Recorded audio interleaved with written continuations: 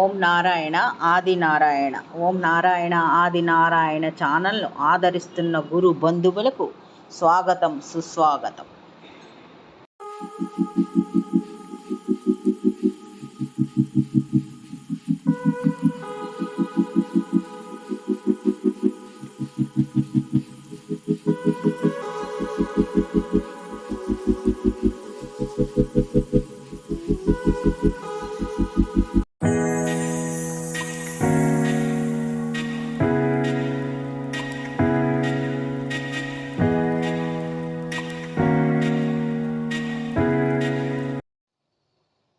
ఓం నారాయణ ఆది నారాయణ. ఓం శ్రీ భగవాన్ వెంకయ్య స్వామి నమ. ఆశ్రిత జనరక్షకుడు దీనజన బాంధవుడు శ్రీ భగవాన్ వెంకయ్య స్వామి వారి పాద పద్మములకు నా ప్రణామం. సమస్త సగుణ రూప నిర్గుణ రూప గురుదేవుల పాద పద్మములకు నా నమస్సుమాంజలి. ఈనాటి దివ్యానుభవం శీర్షికలో శ్రీ దారంబొట్ల రామకృష్ణ గారు, వీరి దివ్యానుభవం స్మరించుకుందాం.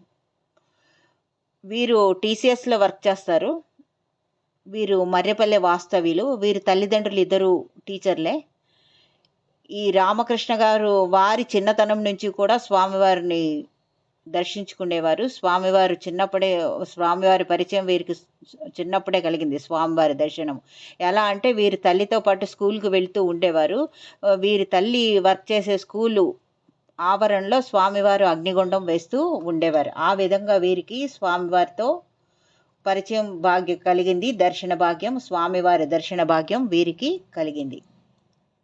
ఆ తర్వాత వీరి కళ్ళ ముందు జరిగిన కొన్ని సంఘటనలతో వీరికి స్వామివారి మీద భక్తి విశ్వాసాలు పెరిగాయి. ఎంతలా పెరిగాయంటే, వీరికి స్వామివారి వేలిముద్రల పేపర్ 92లోనే వీరికి లభించింది. తర్వాత వీరికి 99లో ఉద్యోగం వచ్చింది టీసీఎస్లో. వీరి భక్తి విశ్వాసాలకి గుర్తించి స్వామివారి మహాసమాధి అనంతరం కూడా వీరికి వేలిముద్రలు ప్రసాదించారు. ఆ వేలిముద్రలు వీరు ఎక్కడికి వెళ్ళినా వీరితో కూడా తీసుకొని వెళ్తూ ఉండేవారు. అది A4 సైజు వైట్ పేపర్ మీద ఉండేవి ఆ ముద్రలు. ఆ వేలిముద్రల పేపరు వీరు ఎక్కడికి వెళ్ళినా తీసుకువెళ్తూ ఉండేవారు. జాగ్రత్తగా ఉంచుకున్నారు వీరి దగ్గర. వీరు తర్వాత టీసీఎస్లో వర్క్ చేస్తూ ఉన్నప్పుడు ఆన్ జాబ్ ప్రాజెక్టులు ఉంటాయి కదా, ఆ విధంగా వారు న్యూయార్క్లో కొంతకాలం ఉండే అవకాశం వీరికి వచ్చింది. కంపెనీ వాళ్ళే అవసరమైన ఏర్పాట్లన్నీ చేశారు స్వామివారి అనుగ్రహంతో. వీరు అక్కడ ఏర్పాట్లన్నీ జరిగిన తర్వాత న్యూయార్క్ వెళ్ళిపోయారు. న్యూయార్క్లో వీరు ఉంటున్నారు. తర్వాత ఇంకొక సంఘటన ఒకసారి జరిగింది. వీరికి మేనల్లుడు ఉన్నాడు, తరుణ్ అని. అతను ఎంఎస్ చేయడం కోసం యుఎస్ వెళ్ళడానికి ఆ ప్రయత్నాల్లో ఉన్నప్పుడు ఆ కుర్రవాడికి వీసా స్టాంపింగ్ రిజెక్ట్ అయింది. వాళ్ళ కుటుంబం కూడా శ్రీ భగవాన్ వెంకయ్య స్వామి వారి భక్తులే. అప్పుడు ఈ రామకృష్ణ గారి దగ్గర ఉన్న స్వామివారి వేలిముద్రల పేపరు 2 ముక్కలు అయిపోయింది అనమాట. అలా చాలా కాలం అయిపోయింది కదా, అది కాలక్రమాన అలా 2 ముక్కలు అయిపోయింది. ఆ మిగిలిన ఒక ముక్క సగము ఈయన దగ్గర ఉంచుకొని మిగిలిన సగం వారి మేనల్లుడికి ఇచ్చారనమాట. జాగ్రత్తలు చెప్పి ఆ సగభాగం అతనికి ఇచ్చారు. రెండవసారి ఆ తరుణ్ కూడా జాగ్రత్తగా అది పవిత్రంగా స్వామివారి ఆశీర్వచనంగా భావించి దాన్ని జాగ్రత్తగా వేలిముద్రల పేపర్ జాగ్రత్తగా ఉంచుకున్నాడు. రెండవసారి వీసా స్టాంపింగ్కి వెళ్ళాడు. వేలిముద్రలు దగ్గర ఉన్నాయి. దాంతో ఆయనకి వీసా ప్రాసెస్ అయ్యి యుఎస్ ఎంఎస్ చదువుకోవడానికి యుఎస్ వెళ్ళాడు. ఈయన రామకృష్ణ గారు ఎక్కడికి వెళ్ళినా ఈ వేలిముద్రల పేపర్ తనతో ఉంచుకుంటారు కదా.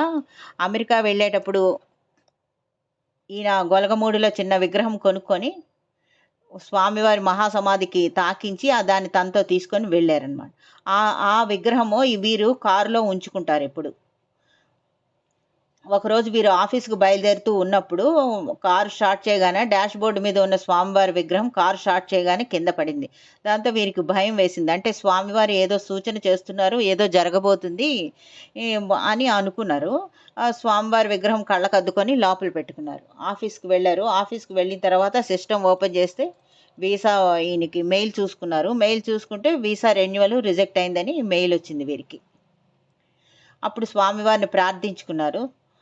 మళ్ళీ రెండవసారి స్వామివారి అనుగ్రహంతో, స్వామివారి ఆశీర్వచనంతో స్వామివారి ప్రార్థించుకొని రెన్యువల్కి రెండవసారి అప్లై చేశారు. అప్పుడు అప్లై చేసినప్పుడు వీరికి రెన్యువల్ అయిందనమాట, వీసా రెన్యువల్. అంటే స్వామివారు ఎక్కడ ఉన్నా కాపాడుతూ ఉంటారు. శ్రీ సాయినాథులు వారిని అంటారు కదా, సప్త సముద్రముల అవతల ఉన్నా నేను నా భక్తుని కాపాడుతానని. అలా స్వామివారు ఎక్కడ ఉన్నా మనల్ని కాపాడుతూ ఉంటారు. తర్వాత వీరు ఈ రామకృష్ణ గారు వాళ్ళ గ్రామం మర్రిపల్లి గ్రామంలోనే శ్రీ భగవాన్ వెంకయ్య స్వామి వారి మందిరం వీళ్ళే కట్టించారు. ఆ మందిరంలో ప్రతి సంవత్సరం మే 30వ తేదీన స్వామివారి ఆరాధన నిర్వహిస్తూ ఉంటారు. ఆ మందిరం కట్టిన దగ్గర నుంచి వీరు ఎక్కడ ఉన్నా కూడా కరెక్ట్‌గా ఆరాధన టైంకి వీరే వచ్చి ఆరాధన చేస్తూ ఉంటారు. ఆ కార్యక్రమాలన్నీ దగ్గరుండి జాగ్రత్తగా చూసుకుంటూ ఉంటారు. ఆరాధన ఉత్సవాల్ని జాగ్రత్తగా జరిపిస్తూ ఉంటారు. కానీ ఈసారి వచ్చేటప్పటికి అతనికి జాబు ఆన్ సైట్ ప్రాజెక్ట్‌లో ఉండడం వల్ల అది కంప్లీట్ అవ్వలేదు. దాంతో ఇతను మే 30వ తేదీకి ఇండియాకు వచ్చే అవకాశం లేదు. దానితో ఎలా వెళ్ళాలని ఆలోచిస్తూ స్వామివారిని ప్రార్థించుకుంటున్నారు. స్వామివారు ప్రార్థించుకొని వేలిముద్రలకు మరొకసారి చెప్పుకున్నారు. స్వామి మీ ఆరాధనకి ఎలా అయినా వచ్చేటట్టు అవకాశం కల్పించండి అని అనుకున్నారు. ఆఫీస్‌కొచ్చారు. ఆఫీస్‌కొచ్చి ఆ కన్సర్న్ పర్సన్‌తో మాట్లాడుతున్నారు. అతనేమో లేదు ప్రాజెక్టు అవ్వలేదు కాబట్టి నువ్వు ఇండియా వెళ్ళడానికి కుదరదు అంటున్నాడు. ఇదంతా వీళ్ళంతా ఈ కాన్వర్సేషన్ అంతా అక్కడ ఆఫీస్ పైన లాబీలో మాట్లాడుకుంటున్నారు మేడం. వాళ్ళు ఎక్కడ ఉన్న సీసీ ఫుటేజ్ ఉంటుంది కదా, వాళ్ళ సుపీరియర్స్ అంతా గమనిస్తూ ఉంటారు. ఆ కంపెనీ వైస్ ప్రెసిడెంట్ వీళ్ళిద్దరి సంభాషణను ఆవిడ చూసింది. గమనించి ఆవిడ బయటికి వెళ్ళేటప్పుడు ఇతని రామకృష్ణ గారిని పిలిచి విషయం ఏమిటి అని అడిగిందన్నమాట.